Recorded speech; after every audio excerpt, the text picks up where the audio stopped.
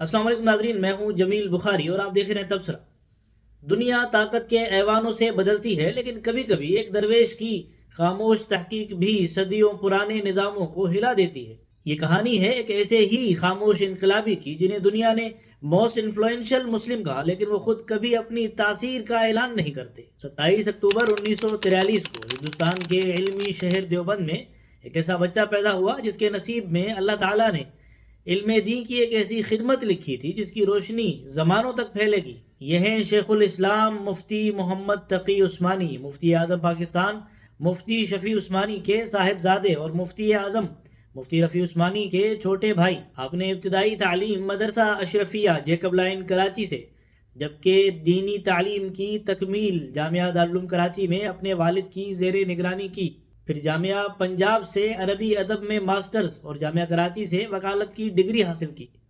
یہ دینی اور دنیاوی علوم کا امتزاج انہیں آنے والے وقتوں میں فقہ اسلامی کا امام بنانے والا تھا۔ آپ نے اپنے زمانے کے تقریباً تمام جید علماء کرام سے اجازت حدیث حاصل کی، جن میں نمایاں نام مولانا ادریس کاندھلوی، مولانا زکریا کاندھلوی اور سب سے بڑھ کر مفتی محمد شفیع عثمانی ہے۔ تصوف اور معرفت کے سفر میں بھی آپ کو حکیم الامت تھانوی رحمہ اللہ کے خلفاء سے تربیت ملی۔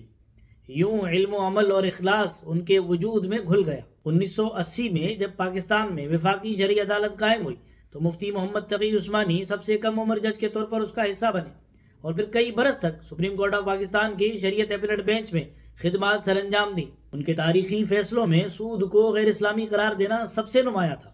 وہ فیصلہ جس نے طاقتور ترین معاشی نظام کے بنیادی ڈھانچے کو چیلنج کیا۔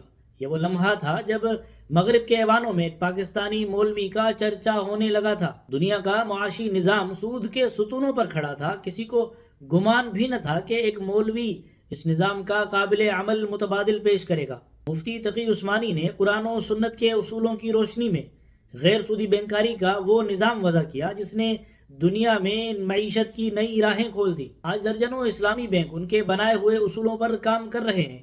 کینیڈا، برطانیہ، خلیج، ملیشیا، ہر جگہ ان کی رہنمائی روشنی بن گئی ہے۔ مغرب کے تھنک ٹینکس نے انہیں اکنامک ٹیررسٹ یعنی معاشی دہشت گرد کہا۔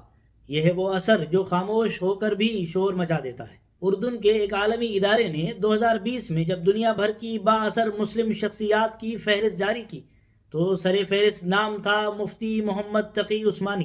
دنیا کے مفکرین اور دانشور حیران تھے کہ ایک شخص نہ سیاستدان ہے اور نہ میڈیا اسٹار، پھر بھی عالمی سطح پر سب سے مؤثر شخصیت۔ انہوں نے کبھی اپنے ناقدین سے الجھنے کی بجائے اپنے رب سے رجوع کیا۔ کہتے ہیں یا الہی، اگر میرا کام حق ہے تو باقی رکھ اور اگر غلط ہے تو مٹا دے۔ شیخ الاسلام مفتی محمد تقی عثمانی نے ثابت کیا کہ قلم کی طاقت دیر پا ہے اور ایسی طاقت ہے کہ جس کے ذریعے دنیا کے سب سے بڑے مضبوط نظاموں کو چیلنج کیا جا سکتا ہے۔ میں سمجھتا ہوں یہی ہے ایک مؤثر ترین شخصیت کی تعریف کہ جو اپنے علم اور کردار سے زمانے کا رخ موڑ دے۔ مفتی محمد تقی عثمانی ایک درویش، ایک مفکر اور ایک عہد ساز شخصیت ہے۔